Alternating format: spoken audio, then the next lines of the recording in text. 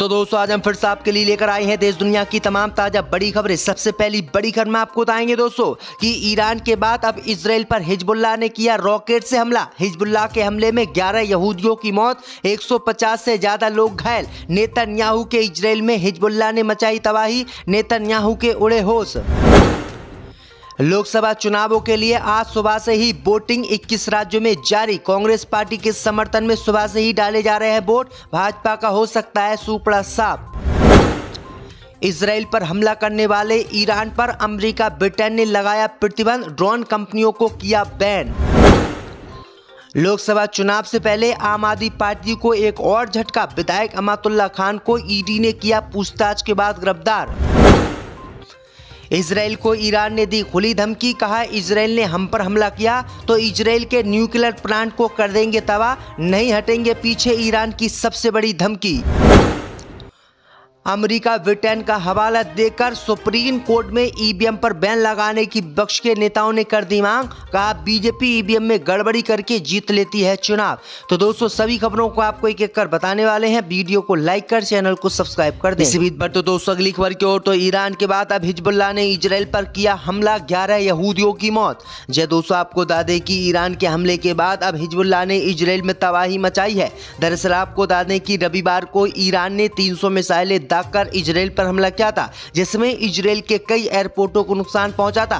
वहीं आपको बता दें कि इजराइल इस हमले से अभी उबरा ही नहीं था कि हिजबुल्लाह ने बीते रात इजराइल पर हमला बोल दिया है। दरअसल आपको बता दें कि हिजबुल्लाह ने पश्चिमी इजराइल पर हमला बोला है, जिसमें 11 यहूदियों की मौत हो गई है। वहीं आपको बता दें कि हिजबुल्लाह ने अपने हमले में 100 से ज्यादा रॉकेट इजराइल पर दागे हैं और ये रॉकेट इजराइल के एक अस्पताल पर जाकर गिरे हैं, जिसमें 11 लोग की मौत हो गई है, जबकि 50 से ज्यादा लोग इस हमले में घायल हो गए हैं। वहीं आपको बता दें कि इस हमले के बाद इजराइल के प्रधानमंत्री नेतन्याहू के होश उड़ गए हैं और नेतन्याहू ने हिजबुल्लाह से बदला लेने की कसम खाई है। नेतन्याहू ने कहा है कि हिजबुल्लाह से बदला लेने के लिए वो किसी भी हद तक जाने को तैयार। तो दोस्तों अगली खबर की ओर, तो पहले ही फेज में कांग्रेस पार्टी के समर्थन में सुबह से ही जबरदस्त वोटिंग, भाजपा की बढ़ सकती है चिंता।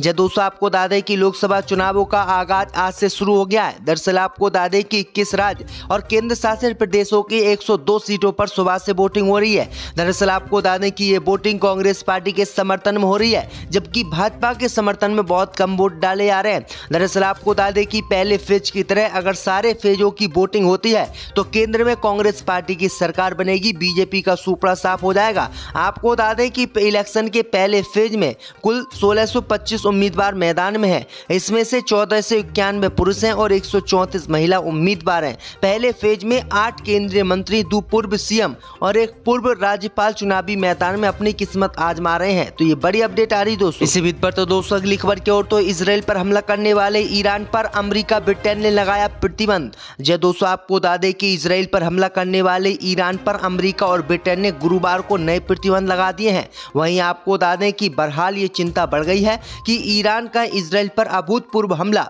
मध्य पूर्व में एक बड़ी जंग को भड़का सकता है। दरअसल आपको बता दें कि अमेरिका के वित्त विभाग ने विदेशी संपत्ति नियंत्रण ऑफिस ने ईरान में 16 लोगों और 2 संस्थानों पर प्रतिबंध लगाया है।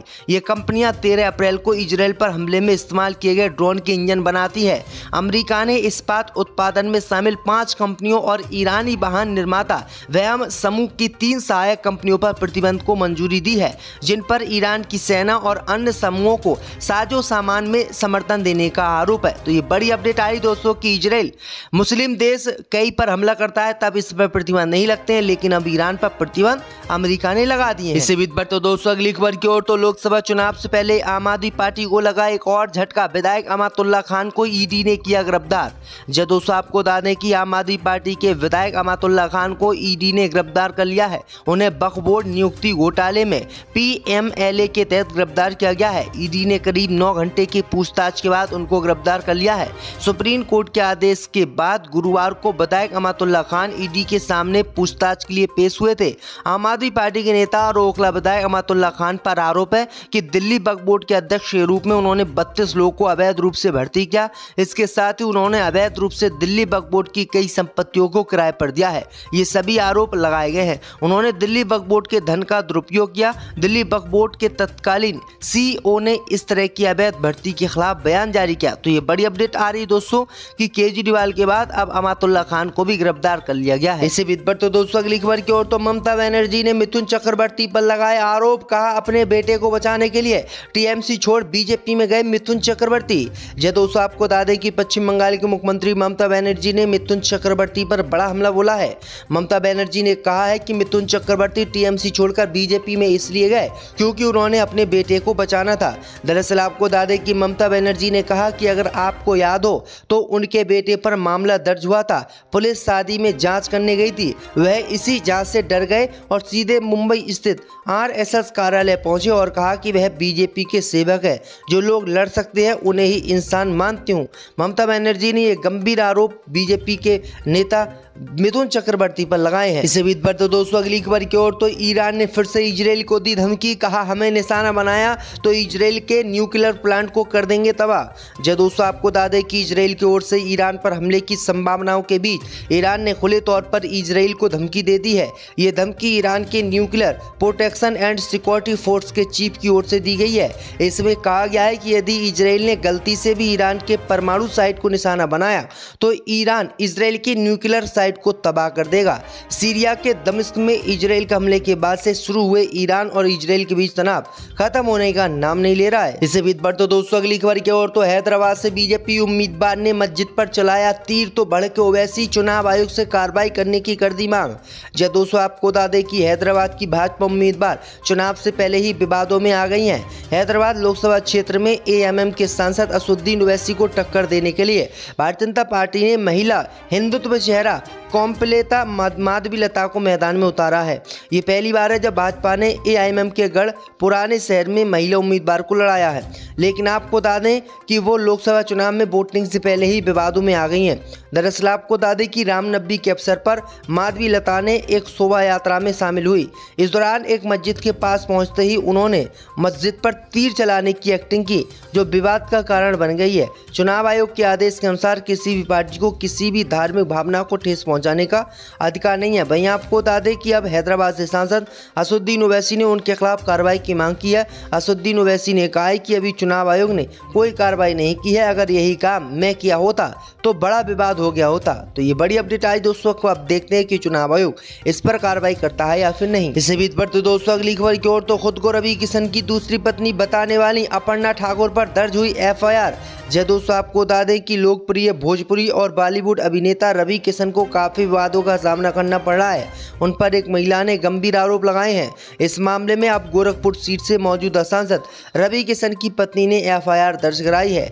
एक्टर की पत्नी प्रीति किशन ने महिला पर तमाम झूठे दावे करने का आरोप लगाया है।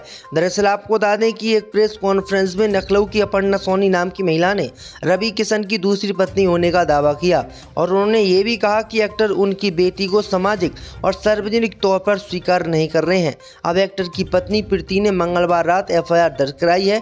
इसमें उन्होंने खुलासा किया है कि ये महिला उनसे 20 करोड़ रुपए की मांग कर रही है। वह उन्हें डरा धमकाकर उनसे पैसे लूटना चाहती है। इस शिकायत में ये भी कहा गया है कि इस महिला का अंडरवर्ल्ड से कनेक्शन है। रवि किशन की दूसरी पत्नी होने का दावा करने वाली ये महिला उन्हें झूठे रेप केस में फंसाने और उनके परिवार को जान से मारने की धमकी भी दे रही है। वहीं आपको बता दें कि अब FIR पुलिस ने दर्ज कर ली है और मामले की जांच की जा रही है। अगर रवि किशन की पत्नी ये सही बैठती है तो रवि किशन को मुश्किलें बढ़ सकती है। इसी बीच पर तो दोस्तों अगली खबर की ओर तो अमेरिका ब्रिटेन का हवाला देकर देश में EVM से चुनाव कराने पर रोक लगाने की विपक्ष ने की मांग सुप्रीम कोर्ट में डाल दी आज का। जी दोस्तों आपको बता दें कि अमेरिका ब्रिटेन का हवाला देकर भारत में भी EVM से चुनाव कराने पर बैन लगाने की विपक्ष के नेताओं ने मांग की है।